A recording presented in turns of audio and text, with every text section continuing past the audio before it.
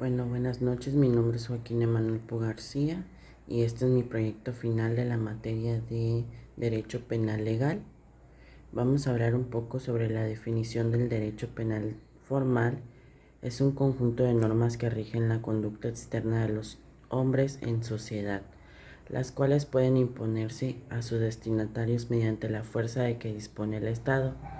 El derecho penal es la rama del derecho público interno relativo a los delitos, a las penas y a las medidas de seguridad que tienen por objeto inmediato la creación y conservación del orden social. De acuerdo con el concepto mencionado del derecho penal, los autores lo describen con las siguientes características. Es valorativo por tutelar de bienes fundamentales para la vida social. Es de orden público ya que este Estado ejerciendo su poder y establece los diversos tipos delictivos y determina las relativas penas aplicables a los delincuentes, y finaliza porque al proteger esos valores persigue como por fin generar el logro de la convivencia humana, sancionar y porque actúa sobre los actos ilícitos, y el perfeccionalismo porque las conductas ilícitas serán sancionadas con una pena y esta debe aplicarse únicamente y exclusivamente al individuo que cometa dicha conducta. Este es el acto o omisión que sancionan las leyes penales. De la palabra delito, este quiere decir dejar o abandonar el buen camino. Para Carranza y Trujillo, del derecho penal mexicano, el delito es la acción o omisión ilícita y culpable expresamente descrita por la ley bajo la amenaza de una pena o sanción criminal. El delito es el acto o omisión que sanciona las leyes penales en los delitos de resultado material. También será atribuible el resultado típico, produciendo en esta o el comita impedirlo. También podemos dejar claro que el delito es instantáneo cuando la consumación se agota en el mismo momento en que se han realizado todos sus elementos constitutivos. También es permanente o continuo cuando la consumación se prolonga en el tiempo y también cuando está por unidad del propósito delictivo, pluralidad de conductas y una unidad de sujeto pasivo, se viola el mismo precepto legal. También encontramos los delitos instantáneos, que son aquellos delitos que se consuman en un solo acto, en su forma momentánea, y los delitos permanentes, que son aquellos que en la conducta que la consuma crea un estado delictuoso, prolongan el tiempo mientras que subsiente la elección del bien jurídico afectado.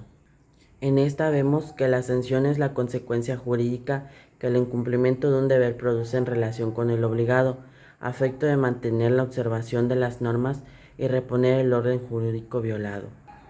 También hay que mantener la observancia de las normas, en cuyo caso se obliga al infractor a cumplir con el mandato legal en contra de su voluntad.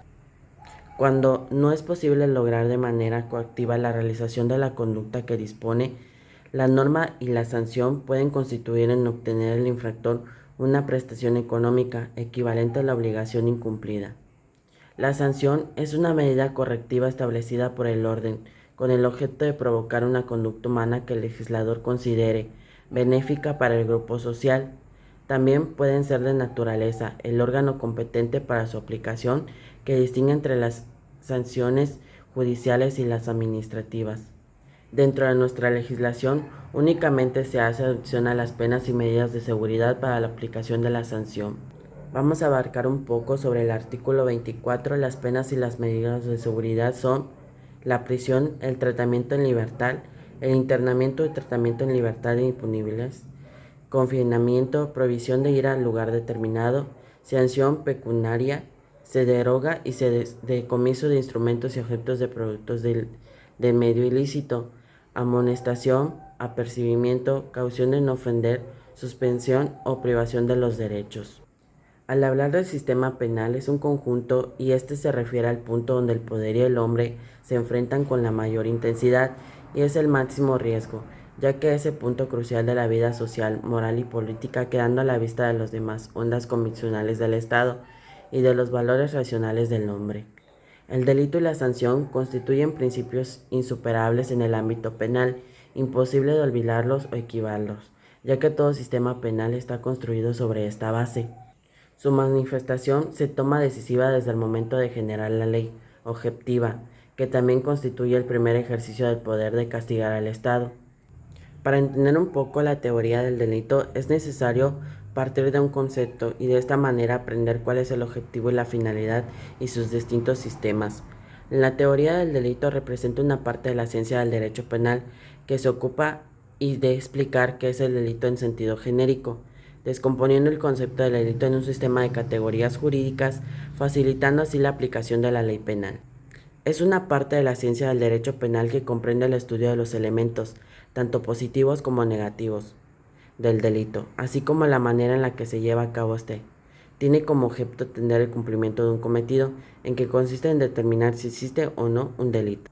Este estudia características comunes que debe tener cualquier conducta, acción o omisión, ese para ser considerado un delito, sea este o no el caso concreto un homicidio, una estafa, una agresión sexual o etc. La sistemática de la teoría del delito es la ordenación del derecho positivo y la preparación y control de una aplicación racional. Para esta teoría, la acción es un comportamiento humano dependiente de la voluntad que produce una determinada consecuencia en el mundo exterior. Trata la acción como factor causal del resultado, sin tomar en cuenta la intención que llevó al sujeto a cometerla. Existe una teoría finalista. Para los finalistas, la acción es la conducta desde que el sujeto piensa en su objetivo, eligiendo los medios para lograrlo. Finalmente concluye el sujeto con la realización de la acción y manifiesta al mundo externo, es decir, primero piensa el ilícito y luego realiza el hecho. La concepción clásica se encuentra caracterizada por la concebir la acción de una manera simple y clara, lo cual tiene términos totalmente naturalísticos, como no es el caso la acción compuesta por un movimiento corporal, acción en sentido estricto y la consecuencia en la modificación del mundo exterior, resultado, unidos por la realización de la causalidad. Bajo esta concepción surge la distinción entre la fase interna y la fase externa del delito. La primera englosa la idealización y la liberación y la resolución, en tanto la segunda, la exteriorización, preparación y la ejecución. Existen dos tipos de conducta: la acción, que es aquella actividad que realiza el sujeto produciendo consecuencias en el mundo jurídico. Sus elementos, y vamos a describir una parte de ellos, son: el movimiento, es la actividad voluntaria que realiza un sujeto; el resultado, que es la consecuencia de la acción que la considera decisiva para la realización de un delito; la relación de causalidad, que debe ser la relación causal en el nexo entre el comportamiento humano, la consecuencia de este y el resultado material; la omisión, que es la inactividad voluntaria cuando existe el deber jurídico de obrar. Los delitos de omisión consisten en la abstención del sujeto cuando la ley ordena la realización de un acto determinado. Sus elementos de estos son la manifestación de la voluntad, una conducta pasiva, deber jurídico de obrar y el resultado típico jurídico. Muchas gracias.